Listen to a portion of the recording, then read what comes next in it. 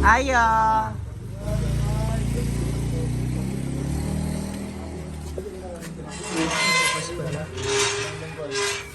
Mareng? Ano parts? Si Mareng. lang. Ano to? Yang!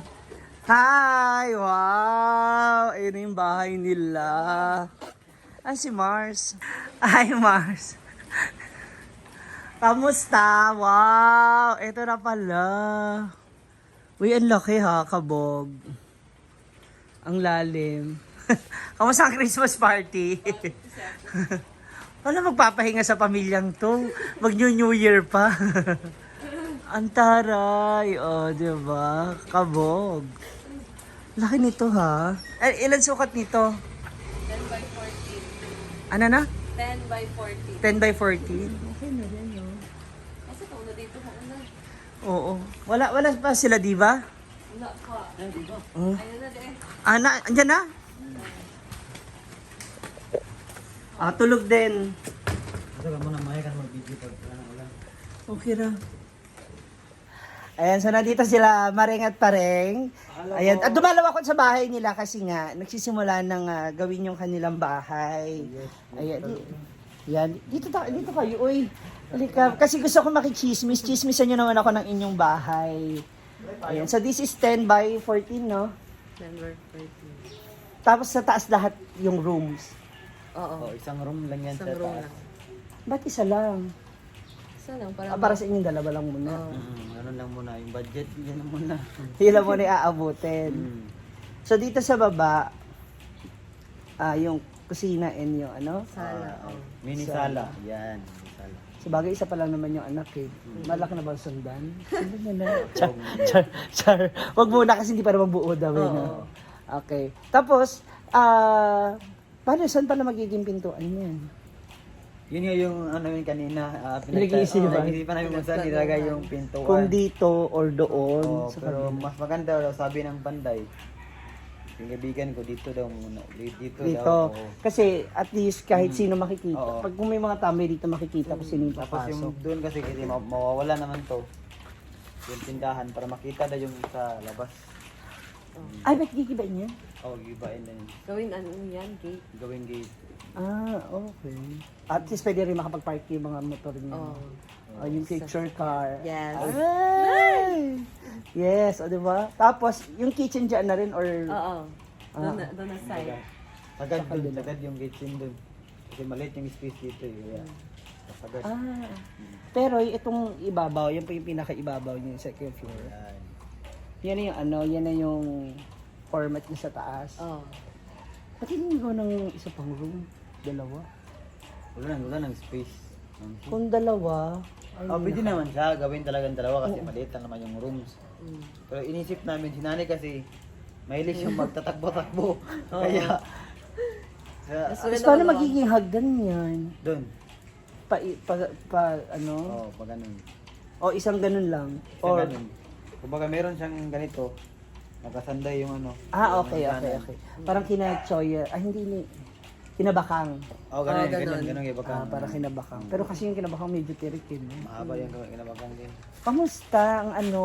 Ito makikichismis lang tayo kasi syempre, biruin nyo rin yung buhos yung trusses. Actually, yan yung uso ngayon ng mga bahay. Tama. No, yung Yan trusses na, hindi na siya fully Hindi na cement simento. Kahoy or or... kahoy, hindi na rin. Hindi, ang dami kasi nag-advise sa amin nung nag-isip lang kami na magpatayo nito. Sabi nila kung kahoy lang naman, mas magastos yung kahoy tapos Correct. hindi siya pang lifetime. Matagalan. O, ito, kumbaga maliit lang yung distansya nila sa presyo. Yung pagitan. Tapos ito, lifetime na. Matagal. Ano ka lang ng building machine, okay na.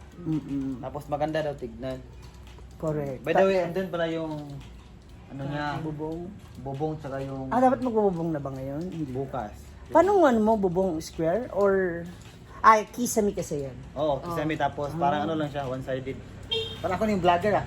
Para hindi na siya magasto pa sa ano, sa roof. Bali, sa roof. ganyan lang yung ano niya, yung forma niya. Okay.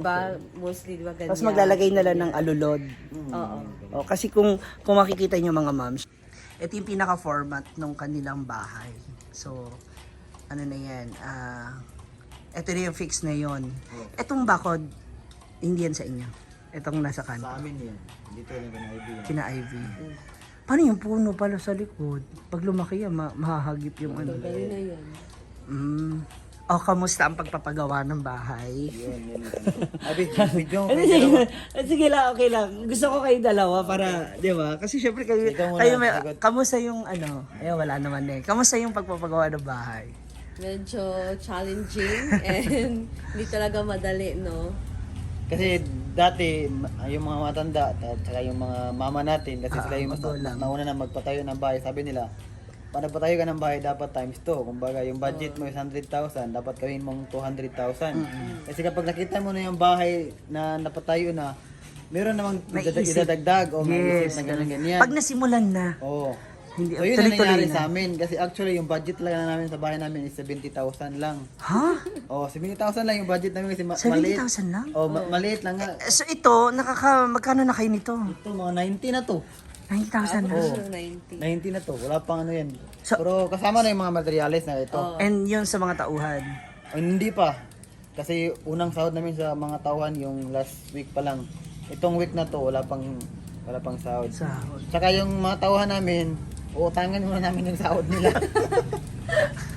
Totoo ba? Oo, totoo yan. At good thing naman. Mga kaibigan mo. Umayag naman Umayag sila. kasi kaibigan namin, cousin ko lang yung isa, tapos yung panday na talaga na head is taga dito lang din sa amin, tsaka Kilala. matagal ko ng kaibigan. Sabi naman niya na wala lang problema kasi ikaw naman. andito At least lang- may ipon din. Oo. Pero dapat at least before Christmas may maibigay. Oo, ganun, Kasi ganyan, for oo. sure sa Pasko Yun nga, kailangan yung nila. pagsahod niya ngayong 26 or 27, doon na kami magbibigay ng ano nila. Sahod din nila.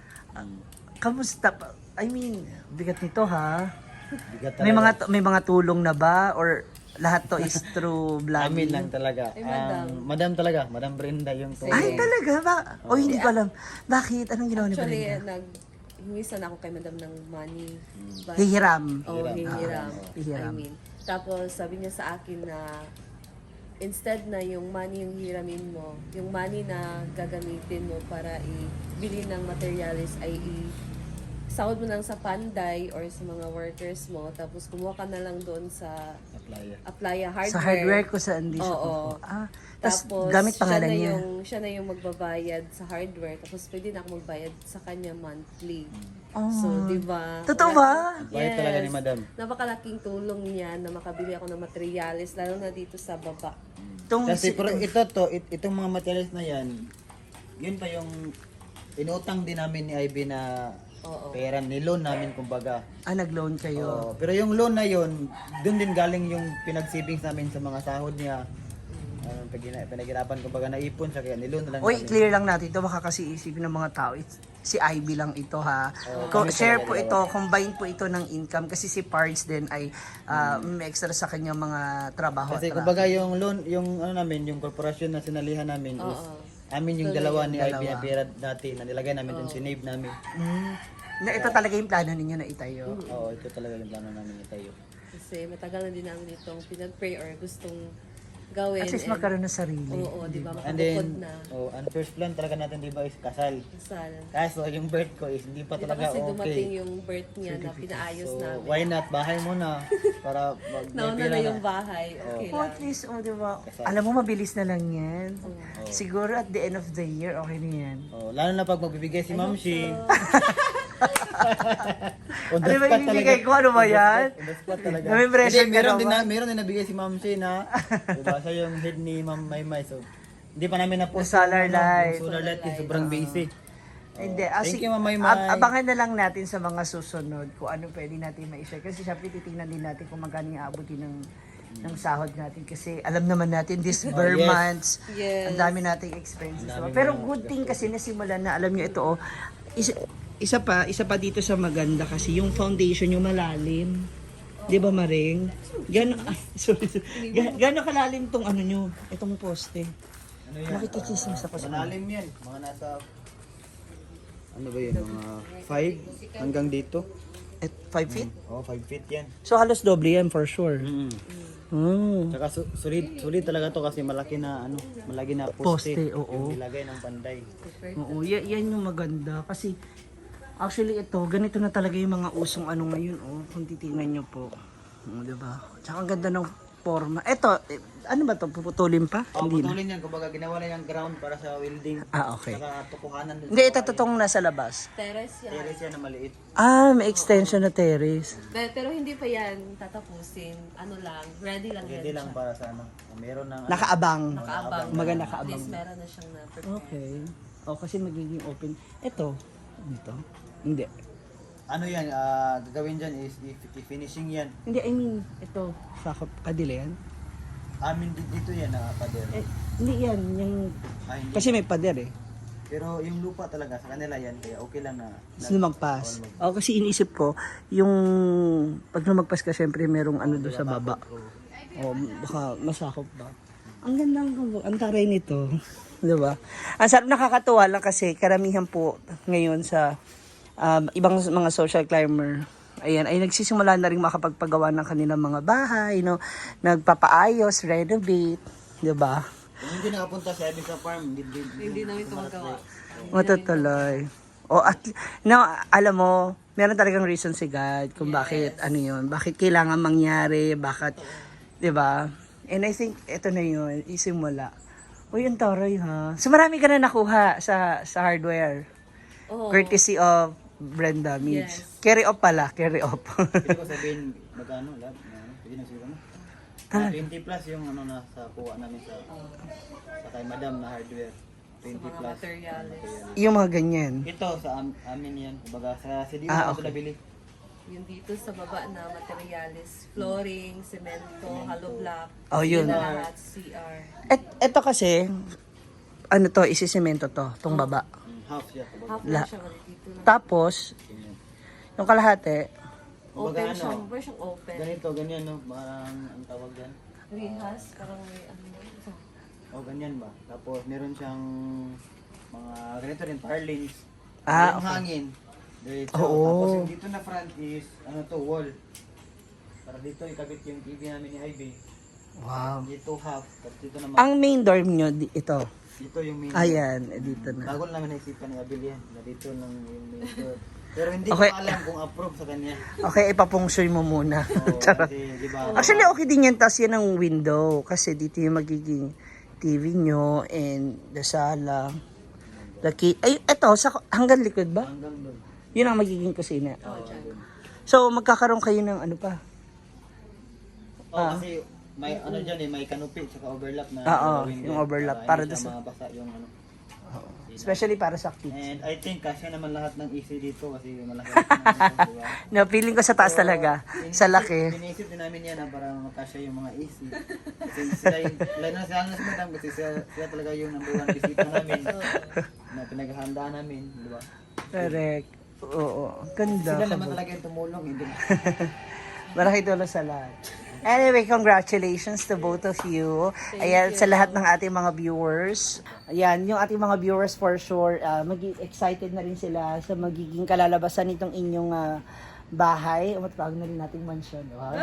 Kasi pag up and down, parang feeling ko mansion na dapat siyang tawag. Hi! Pag maliit, tapos malapad, mansion pa rin kapag malaki. Na anyway, kahit ano pa man sukat yan, mananatiling bahay yan kasi nandun yung pamilya. Ayan. Sana wag muna sundan pala. Wag muna. Oo.